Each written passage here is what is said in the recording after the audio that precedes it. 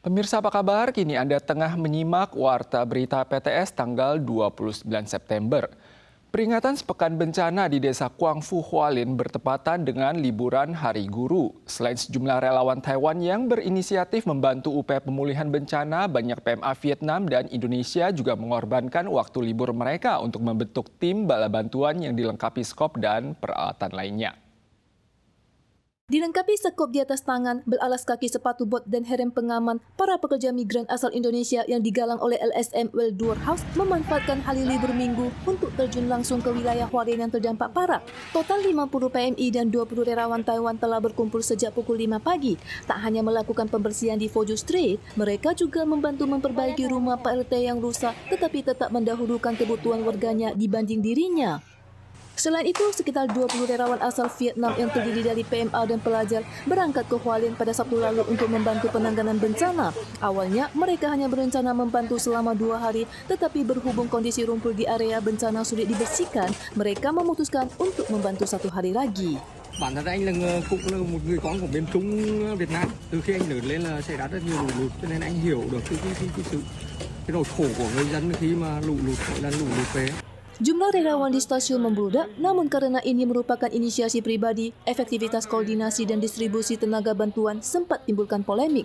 Pemerintah pusat segera mendirikan posko darurat untuk mengatur pembagian relawan. Meski demikian, Dewan Urusan Warga Aborigin menyatakan tenaga di daerah terpencil masih jauh dari cukup. Perdana Menteri Eksekutif Chow Wang Thai melakukan inspeksi ke lokasi bencana tanggal 28 sore. Ia langsung dihadapkan pada keruan keras warga tentang masalah distribusi tenaga bantuan yang tidak merata dan terus mengalami cedera. Petugas pos medis yang menangani ratusan pasien setiap harinya merasa kewalahan. Di sisi lain, dengan berakhirnya libur panjang, banyak relawan terpaksa angkat kaki dari lokasi. Cakupan bencana di Desa Kuangfu masih luas dan banyak lokasi belum tertangani. Kekhawatiran muncul bahwa setelah libur panjang, jumlah relawan yang berkurang di hari kerja akan memperambat proses pemulihan. Presiden Lai Ching-te menggerakkan personel militer dengan target pembersihan selesai sebelum festival pertengahan musim gugur. Insiden banjir Sungai Mataian di Hualien telah memasuki hari ke-7. Penemuan 1 jenazah pria pada pagi ini membuat total korban tewas menjadi 18 orang. 7 orang masih dinyatakan hilang. Operasi pencarian dan penyelamatan masih berlangsung. Namun munculnya 2 alarm palsu kemarin turut menimbulkan kepanikan di lokasi kejadian. Tim SAR menemukan 1 jenazah pria di tepi Sungai Kalotong yang merupakan hilir Sungai Mataian di Desa Kuangfu. Identitas korban belum bisa dipastikan karena sudah mengalami pembengkakan parah dan diduga telah meninggal beberapa hari lalu.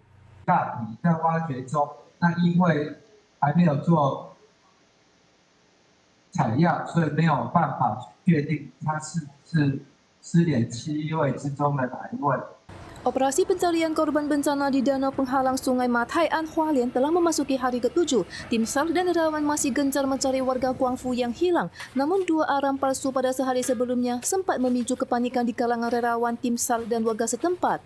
Pada 28 September, beredar kabar bahwa hulu Sungai Mataian kembali jebol pada siang hari. Sore harinya, seorang polisi salah paham instruksi dan langsung membunyikan alarm tanpa verifikasi sehingga memicu 2 kasus alarm palsu. Kepolisian Hualien menyatakan akan menindak pihak terkait dan melakukan sanksi internal. Pemerintah pusat merilis video penjelasan bahwa jika status di hulu mencapai peringatan merah dan evakuasi diperlukan, Badan Kehutanan Kementerian Pertanian akan memberitahu Pusat Kontrol Sipil Kepolisian Hualien yang kemudian meneruskan informasi ke setiap kantor polisi untuk disebarkan secara serentak. Sirene pendek akan dibunyikan 5 detik, berhenti 5 detik sebagai tanda evakuasi. Upaya penanggulangan bencana di Hualien terus berlanjut. Selain membangun sejumlah posko pengobatan, tim medis yang memiliki keahlian dalam melakukan operasi sesuai kondisi pasien juga telah ditugaskan ke area bencana. Pusat Pengendalian Penyakit mengingatkan bahwa resiko penularan penyakit seperti melioidosis di area bencana berpotensi merebak. Warga dan petugas SAR diimbau melakukan upaya perlindungan. Dilengkapi lampu kepala, petugas medis memeriksa pasien yang terluka. Posko medis sementara telah didirikan di sejumlah lokasi bencana. Mereka menyediakan layanan diagnosis dan perawatan 24 jam mencakup operasi pembedahan sesuai kondisi pasien. Tentara Nasional mengerahkan tim desinfeksi untuk menangkal perkembangbiakan vektor. CDC mengumumkan, mulai Oktober vaksin influenza dan COVID-19 akan disediakan bagi total 12.000 orang, mencakup warga desa Kuangfu, tim medis, dan petugas SAR secara cuma-cuma. Warga juga diingatkan untuk mengenakan sarung tangan saat membersihkan lingkungan, memilih air minum kemasan, dan makanan siap saji. Lingkungan kerja buruk pada kapal ikan Taiwan telah menuai kritikan di masa lalu. Sebuah perusahaan perikanan Kaohsiung membangun kapal baru sesuai dengan standar Organisasi Ketenagakerjaan Internasional dengan memperbaiki kualitas sarana kamar tidur, kamar mandi, dan tempat makan. Kapal tersebut berlayar dari Cicin pagi ini dan akan memulai pelayaran selama 2 tahun.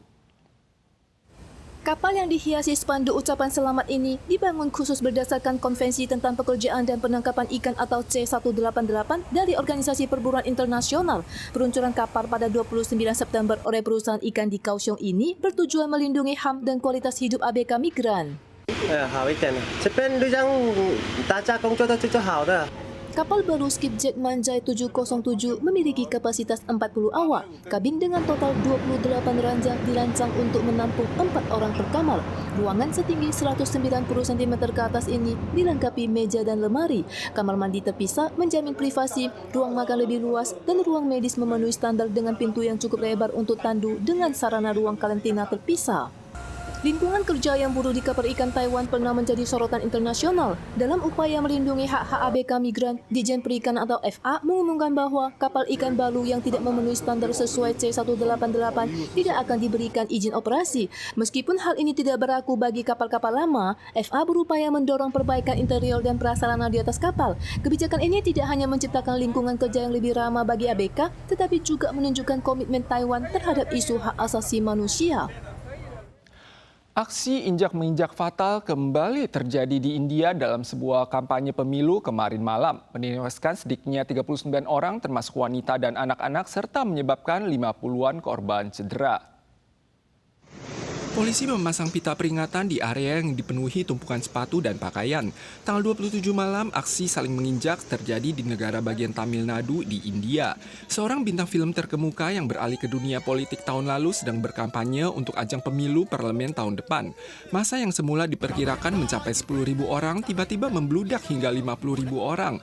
Kepanikan timbul saat sejumlah wanita dan anak-anak pingsan. Masa mulai saling mendesak dan menginjak mengakibatkan 39 korban tewas. Pemerintah telah meluncurkan investigasi. Pemirsa sekalian, sekian Warta Berita dari PTS. Berikutnya, mari kita saksikan beruang kutub di Rusia. Kita sual lagi di lain kesempatan. Sampai jumpa.